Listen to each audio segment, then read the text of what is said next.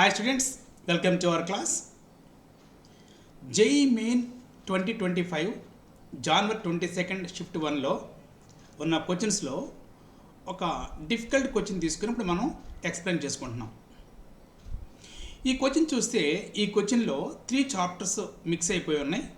ఆ chapters names ఏంటంటే continuous, differentiability and different integration అంటే ఏరియాస్.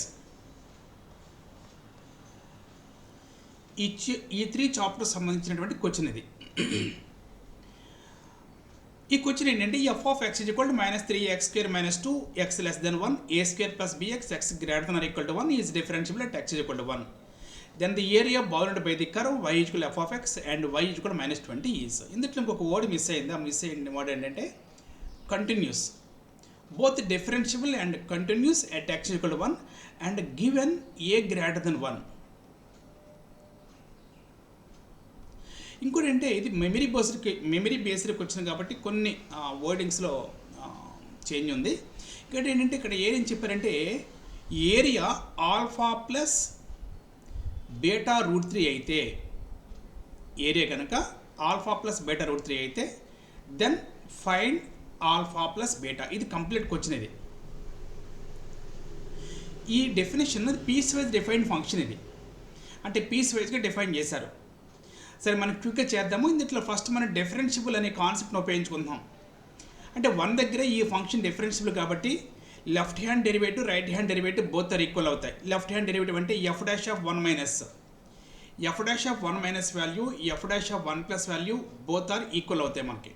ఎందుకంటే differentiable at x is equal to 1 కాబట్టి. 1 దగ్గర లెఫ్ట్ డెరివేటివ్ ఏంటి, డిఫరెన్షియేట్ చేస్తే మైనస్ 3ax, మరి x ప్లస్లో 1 రాయాలి కాబట్టి minus 3a into 1 minus derivative of 2 is 0 is equal right derivative A square derivative 0 plus b into x derivative 1 right. ఇప్పుడు చూడండి మనకి ఏ రిజల్ట్ వచ్చింది, minus 6a is equal to b అనే రిజల్ట్ వచ్చింది. మనం b ప్లేస్లో మైనస్ 6a రాయొచ్చు అనేది మన డిఫరెన్షియబిలిటీ కాన్సెప్ట్ని యూజ్ చేయడం ద్వారా తెలిసింది. నెక్స్ట్ ఇప్పుడు మనం కంటిన్యూస్ కాన్సెప్ట్ని ఉపయోగించుకుందాం. కంటిన్యూస్ కాన్సెప్ట్ని ఉపయోగించడం అంటే ఏంటి, ఈ ఫంక్షన్ 1 దగ్గర కంటిన్యూస్ కాబట్టి left hand limit right hand limit both are equal అవుతాయి. అంటే limit x tends to 1 minus f of x is equal to limit x tends to 1 plus f of x. Limit x tends to 1 minus f of x equal limit x tends to 1 plus f of x. Left hand limit ఎంత వస్తుంది అంటే 1 దగ్గర minus 3a into 1 square minus 2 is equal right hand limit a square plus b into 1. ఇప్పుడు చూడండి minus 3a minus 2 is equal a square plus b. మరి b అంటే minus 6a రాసుకోవచ్చు కదా, అప్పుడు మైనస్ 6a వచ్చింది ఇక్కడ. ఇది రైట్ లిమిట్, ఇది లెఫ్ట్ లిమిట్ రైట్. దీన్ని సింప్లిఫై చేస్తే ఏమవుతుంది, a square minus 3a plus 2 is equal to 0. ఈ క్వాడ్రాటిక్ ఈక్వేషన్ సాల్వ్ చేసామంటే ఆన్సర్ ఏమొస్తుందంటే ఏ వాల్యూ 1 ఆర్ 2 వస్తుంది. కానీ క్వశ్చన్లో మనకి గివెన్ ఏ గ్రేటర్ దెన్ 1 అని ఇచ్చారు కాబట్టి 1 అని మనం రిజెక్ట్ చేస్తున్నాం. 1 రిజెక్ట్ చేసి 2ని యాక్సెప్ట్ చేస్తున్నాం మనం. సో ఫైనల్గా ఇక్కడ మనకు వచ్చిన రిజల్ట్ ఏంటంటే ఏ వాల్యూ 2. మరి ఏ ప్లస్లో 2 రాసినప్పుడు మనకు వచ్చేటువంటి ఈ ఫంక్షన్ని రీడిఫైన్ చేస్తే ఎలా వస్తుందంటే మనకు తెలిసిన విషయం ఏంటి, ఇంతకుముందు స్లైడ్లో మనము ఏ వాల్యూ 2 అని తెలుసుకున్నాం. మరి ఏ వాల్యూ 2 అయింది కాబట్టి సేమ్ ఫంక్షన్ని రీడిఫైన్ చేస్తే ఏమవుతుంది, f of x is equal a ప్లస్లో 2 రాసినప్పుడు ఏమవుతుంది minus 3 into 2 6 minus 6x square minus 2 if x less than 1 a square a value 2 కదా 4 వస్తుంది ప్లస్ bx b అంటే మైనస్ 6 కదా మైనస్ 6 b అంటే మైనస్ 6 మైనస్ 6a b అంటే మైనస్ 6a మళ్ళీ a అంటే మళ్ళీ 2 కదా అంటే ఎంత వస్తుంది మైనస్ 12 వస్తుంది. సో మనం b ప్లేస్లో మైనస్ 12 రాయొచ్చు. b ప్లేస్లో మైనస్ 12 రాస్తే సెకండ్ డెఫినేషన్ ఏమవుతుందంటే ఏ స్క్వేర్ అంటే 4 b అంటే minus 12x. This is x greater than equal to 1. ఇప్పుడు మనకి ఏం కావాలి, దీంతో పాటు y ఈజ్ ఈక్వల్ టు -20 అనే ఒక లైన్ ఉంది. ఇవన్నీ కలిపి కొంత ఏరియాని బౌండ్ చేస్తేనే ఆ ఏరియా, ఆ రీజన్ యొక్క ఏరియాని ఆల్ఫా ప్లస్ ఏరియా దేనికి ఈక్వల్ చేయాలి, మనం ఆల్ఫా ప్లస్ బీటా రూట్ 3కి ఈక్వల్ చేయాలి. ఏరియాని ఆల్ఫా ప్లస్ బీటా రూట్ 3కి ఈక్వల్ చేస్తే ఆల్ఫా ప్లస్ బీటా వాల్యూ ఎంత మనల్ని అడిగారు అనమాట.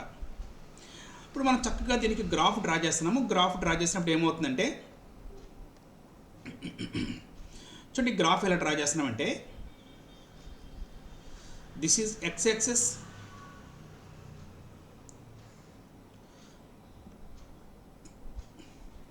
y యాక్సిస్,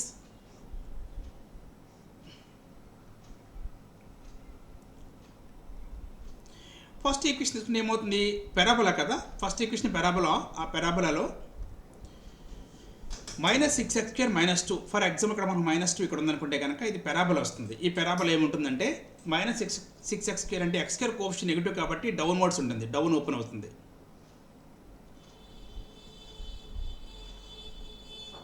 ఈ పెరాబోలా మనం ఎంతవరకు డ్రా చేయాలి, 1 వరకే డ్రా చేయాలి, 1 లోపే డ్రా చేయాలి. సపోజ్ మనం దీన్ని 1 అనుకుంటే ఏం చేయాలంటే ఈ 1 దగ్గర కట్ చేసేయాలి. 1 తర్వాత మనకు డ్రా చేయకూడదు, 1 లోపు మాత్రమే ఇది పెరాబోలా.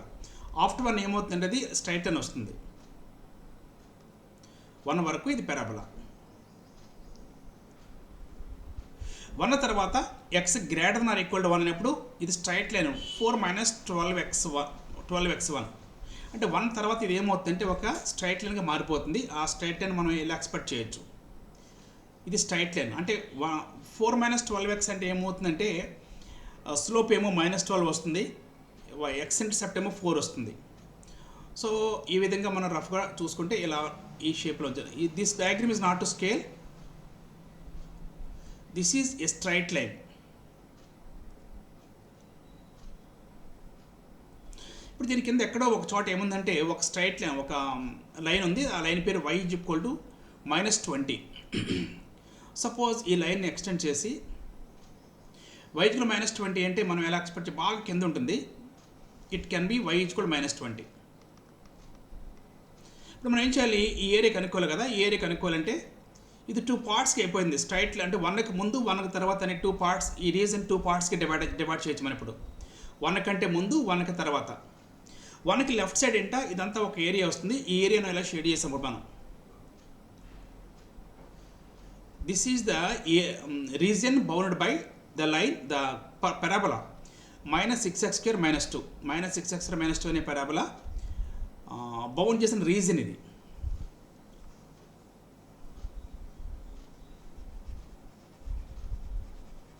ఇది ఎల్లోతో షేడ్ చేసి మనం, yellow shade reason is bounded by a parabola. And of course the line పేరు ఏంటి, x is equal 1. This is the line x is equal 1. Right. Next place ఏంటంటే దాన్ని గ్రీన్తో షేడ్ చేస్తాం అప్పుడు మనం. ఇది x ఈజ్ ఈక్వల్ 1 అనే లైను, అలాగే స్ట్రైట్ లైన్ 4 - 12x అనే స్ట్రైట్ లైన్ కలిసి ఈ రీజన్ని బౌండ్ చేసినాయి. ఇప్పుడు మనం 2 ఏరియాస్ని కనుక్కోవాలి. ఇప్పుడు మనకి ఏం కావాలంటే ఇందులో మనకి పాయింట్స్ కావాలి. మనకి ఏ పాయింట్స్ కావాలంటే ఫస్ట్ మనకి పాయింట్ తెలియాలి. అలాగే ఈ పాయింట్ ఎందుకంటే ఎల్లో షేడ్ ఏరియా ఏమవుతుంది, ఈ 2 పాయింట్స్ దగ్గర మనకి బౌండ్ అయింది. ఇది గ్రీన్ షేడ్ పార్ట్ ఎలాగో మనకు ఒక ట్రయాంగిల్ అవుతుంది. ట్రయాంగిల్ ఏరియా ఎలా కనుక్కోవాలో మనం చూద్దాం. ముందు ఈ పాయింట్ అది తెలుస్తుంది. This is the intersection of y is equal -20 and the parabola -6x² -2. -6x² -2 is equal to 20 అనే ఈక్వేషన్ సాల్వ్ చేస్తే 6x² is equal to 18, x² is equal to 9, which means x is equal to -√3 +or-√3. ఇది third quadrant కాబట్టి మనం -√3 తీసుకున్నాం ఇక్కడ మనం. x is equal to -√3. Next ఇప్పుడు మనకి ఇది పార్ట్ కావాలి కదా. ఇది మనకి ఏంటి కాంబినేషన్ ఆఫ్ మనం ఎలా సాల్వ్ చేయొచ్చు అంటే x ఈజ్ ఈక్వల్ టు 1 అనే లైను ఈ పెరాబోలాతో స్టార్ట్ చేయొచ్చు, లేకపోతే స్ట్రైట్ లైన్తో సాల్వ్ చేయొచ్చు. అలా సాల్వ్ చేసినా సరే మనకు ఒకే రిజల్ట్ వస్తుంది. సో మనకి ఇప్పుడు ఈ పాయింట్ కావాలి కాబట్టి ఇది ఏమవుతుందంటే ఇది x ఈక్వల్ 1 అవుతుంది. నెక్స్ట్ మనకి ఇది కావాలి కదమ్మా. ఇది ఏమొస్తుందంటే ఇక్కడ చూడండి, this is the intersection of y is equal to 4 - 12x and y is equal -20. అంటే మనకి ఇది కనుక్కోవడం కోసం ఏం చేస్తామంటే 4 - 12x అనే లైన్ని -20ని సాల్వ్ చేస్తాం. అప్పుడు ఏమొస్తుంది 12x is equal 24, x is equal 2 వస్తుంది. సో దీనికి ఏమవుతుందంటే x ఈక్వల్ 2 అయింది. గమనించండి, ఇక్కడ ఏమవుతుంది మనకి x ఈక్వల్ 1 అయింది. మరి ఇంతవరకు ఏమో x ఈక్వల్ 1 అయింది, ఇది x ఈక్వల్ 2 అయింది కాబట్టి ఈ డిస్టెన్స్ ఏమవుతుంది ఖచ్చితంగా 1 యూనిట్ అవుతుంది. ఇది 2, ఇది 1 కాబట్టి ఇది 1 యూనిట్ అవుతుంది. అలాగే హైట్ చూస్తే కనుక ఈ పార్ట్లో మనకి x వాల్యూ 1 అయినప్పుడు y వాల్యూ కనుక్కోబోతున్నాం. y వాల్యూ ఎలా కనుక్కోవచ్చమ్మా? 4 - 12x అనే పాయింట్ తీసుకున్నా పర్వాలేదు, మన పారాబోలా తీసుకున్నా పర్వాలేదు. y ఏమొస్తుంది x + 1 రాసినప్పుడు 4 - 12 అంటే -8. సో ఇది మనకి ఏమవుతుంది -8 వస్తుంది. అంటే ఈ పార్ట్ ఏంటంటే -8. ఇది అలాగే మనకు -20 అని తెలుసు కదా, ఎందుకంటే ఇది లైన్ y -20 కాబట్టి ఇది -20 వస్తుంది. ఇది -20 -8 కాబట్టి టోటల్ డిస్టెన్స్ ఏమవుతుంది? -8కి -20కి మధ్యన డిస్టెన్స్ ఏమవుతుంది? ఇది టోటల్ డిస్టెన్స్ 12 అవుతుంది. కాబట్టి ఇది 12 అవుతుంది. ముందు మనం ఈ గ్రీన్ షేడ్ ఏరియా కనుక్కుందాం. ఫార్ములా ఏంటమ్మా? Half into base into height. Base 1 అని తెలుసు, హైట్ ఏమో 12 అని తెలుసు మనకి. సో ఈ పార్ట్ మొత్తం ఏమవుతుందంటే హాఫ్ ఇంటూ 1 ఇంటూ 12 6 అయిపోతుంది. So green shade part area మనకు 6 అవుతుంది. ఇప్పుడు ఎల్లో షేడ్ ఏరియా కనుక్కోవాలనుకోండి. ఎల్లో షేడ్ పార్ట్ మనం తెలుసుకోవడం కోసం చేస్తామంటే ఇంటిగ్రల్ -√3 దగ్గర స్టార్ట్ అయింది, 1 వరకు వచ్చింది. -√3 to 1. అప్పర్ కర్వ్ ఏమో -6x² -2. Upper curve -6x² -2. Lower curve ఏమో -20. So it is -20 dx. ఇక్కడ చూడండి, ఇంటిగ్రేట్ చేసే ముందు సింప్లిఫై చేయండి. Integral -√3 to 1 -6x² + 18. రైట్. ఇప్పుడు మనం దీన్ని ఏం చేస్తాం? ఇంటిగ్రేట్ చేస్తాం. ఇది ఇంటిగ్రేట్ చేసినప్పుడు ఏమొస్తుందంటే -6x² ఇంటిగ్రేషన్ ఏంటంటే -6 × x³ / 3 అంటే -2x + 18x. Limits -√3 to 1. Upper limit apply చేసినప్పుడు ఏమవుతుందంటే -2 × 1 -2 + 18 × 1 18. మరి లోయర్ లిమిట్ అప్లై చేసినప్పుడు ఏమవుతుంది? -2 × -√3 + 6√3. 18 × -√3 -18√3. ఇక్కడ -2 + 18 వాల్యూ ఎంత వస్తుంది? 12 వస్తుంది. 6√3 - 18√3 - 12√3 -1 ప్లస్ +12√3 వస్తుంది. సారీ, -2 + 16 -2 + 18 16 కదా, 16. ఇప్పుడు మనం ఏం చేయాలంటే ఈ ఏరియా ఉంది కదమ్మా, ఇది 6 యూనిట్స్ కదా, 6 యూనిట్ దీనికి యాడ్ చేసుకోవాలి.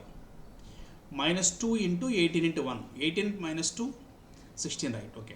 సో టోటల్ ఏరియా మనకి ఏమవుతుంది? ఆల్ఫా ప్లస్ బీటా అనే టోటల్ ఏరియా అని చెప్పారు. ఆల్ఫా ప్లస్ బీటా వాల్యూ ఎంత వస్తుందంటే ఈ ఫస్ట్ వాల్యూ ఎంత? -16 + 12√3. ట్రయాంగిల్ ఏరియా ఏమో 6 యూనిట్స్, సారీ +16 +16 16 + 6 22 కదా, 22 + 12√3. దీన్ని మనం దేనితో కంపేర్ చేయాలి? ఆల్ఫా ప్లస్ బీటాతో కంపేర్ చేయాలి. సారీ, 22. ఆల్ఫా వాల్యూ ఏమో 22, బీటా వాల్యూ ఏమో 12. యాడ్ చేస్తే ఆల్ఫా ప్లస్ బీటా కావాలి కదా, ఆల్ఫా ప్లస్ బీటా వాల్యూ ఎంత వస్తుందంటే 22 + 12 34 వస్తుంది. So final answer is 34. Thank you.